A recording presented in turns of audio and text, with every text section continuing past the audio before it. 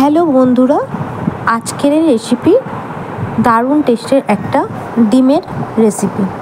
সত্যিই অসাধারণ খেতে হয়েছিল। এইভাবেই বাড়িতে আপনারা করে দেখবেন। ভাত কিংবা রুটি, পরোটা সব কিছুর সঙ্গেই দুর্দান্ত খেতে লাগবে। রেসিপি ভালো লাগলে অবশ্যই লাইক, শেয়ার, কমেন্ট করবেন। আর যারা নতুন আমার চ্যানেল দেখছেন তারা অবশ্যই সাবস্ক্রাইব করে নেবেন। তো দেখে নেওয়া যাক আজকের ডিমের রেসিপি। তো প্রথমে আমি ডিমগুলোকে নিয়ে আমি সিদ্ধ করে নেব। ডিমগুলোকে ভালোভাবে সিদ্ধ করে নেওয়ার জন্য ডিমগুলোকে আমি বসিয়ে দিয়েছি। আর অন্য আরেকটা মিক্সিং জারের মধ্যে আমি একটা মশলা করে নেব। তো এখানে আমি যে মশলাগুলো নিয়ে নিচ্ছি তার মধ্যে হচ্ছে একটা টমেটো কুচি কুচি করে কেটে নিয়েছি, আর দুটো কাঁচা লঙ্কা নিয়েছি, আর এখানে নিয়ে নেব পেঁয়াজগুলোকেও কেটে নিয়ে নেব। আর লঙ্কাটা আপনাদের পছন্দ মতোই ব্যবহার করবেন, যে যেমনভাবেই ঝাল খেতে পছন্দ করেন তেমনভাবেই ঝাল দেবেন। এখানে আমি কাজু বাদাম দিয়ে দিয়েছি কয়েকটা, আর এখানে দিয়ে দেব অবশ্যই আদা রসুন তো দিয়ে দিয়েছি, আর এখানে চারমগজ দিয়েছি, আর তারপরে এখানে আমি দিয়ে দেবো শুকনো লঙ্কা একটা। আর এখানে আমি কম ঝাল ইউজ করেছি, ওই জন্য লঙ্কাটা কম দিয়েছি। আপনারা চাইলে অবশ্যই বেশি ঝাল দিতে পারবেন। তো এখানে আমি এলাচ, দারচিনি, লবঙ্গ,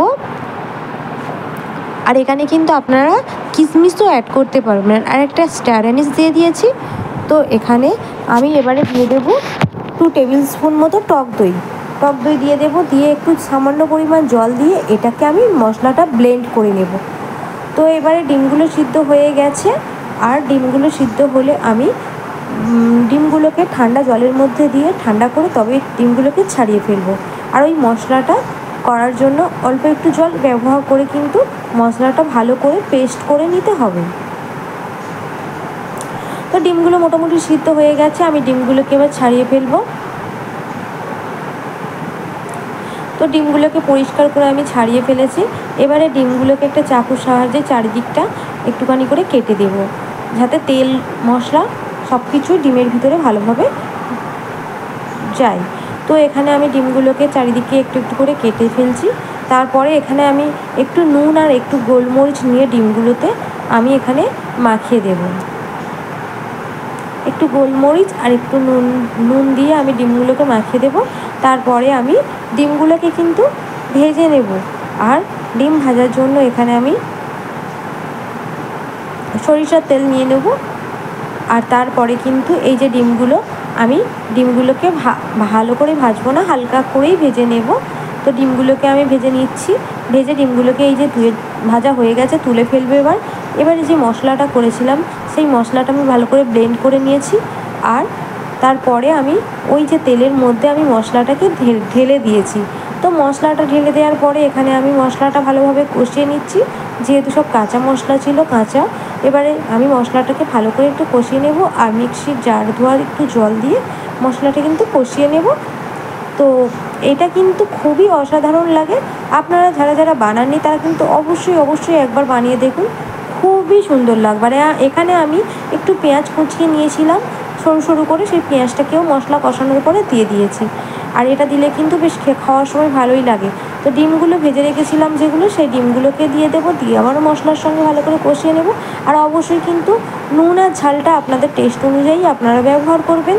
তো আমি এই ডিমগুলোকে ভালো করে নাড়াতে একটু কষিয়ে নেব, আর গ্যাসটা লো ফ্লেমের মধ্যে রাখবো। তারপরে স্বাদ মতো একটু নুন আর একটুখানি কিন্তু আমি অল্প করে চিনিও অ্যাড করেছি। এখানে কাঁচা লঙ্কা আমি মাঝখান থেকে একটু চিড়ে আমি দিয়ে দিয়েছি। তো এবারে আমি কিন্তু একটু হালকা অল্প জল দেব, দিয়ে কিন্তু আমি বেশ কিছুক্ষণ ঢেকে রাখবো একদম লো ফ্লেমের মধ্যে গ্যাসটা, যাতে মশলাটা ভালোভাবে তৈরি হয়।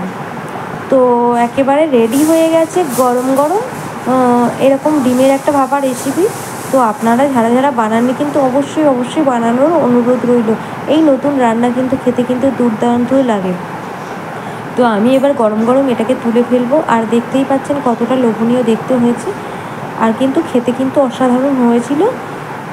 তো রান্নাটা কমপ্লিট হয়ে গেছে। গরম গরম ভাতের সঙ্গে কিন্তু এটাকে সার্ভ করবো, বা আপনারা চাইলে রুটি পরোটার সঙ্গেও সার্ভ করতে পারেন। কিন্তু দুর্দান্ত স্বাদের লাগে, একেবারে অন্য স্বাদের একটা ডিমের রেসিপি।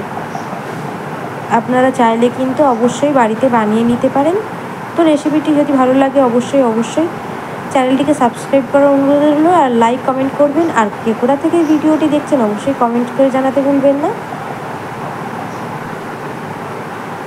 তো ডিমের রেসিপিটি কতটা লোভনীয় হয়েছে দেখেই বোঝা যাচ্ছে, আর খেতে তো অসাধারণ হয়েছিল।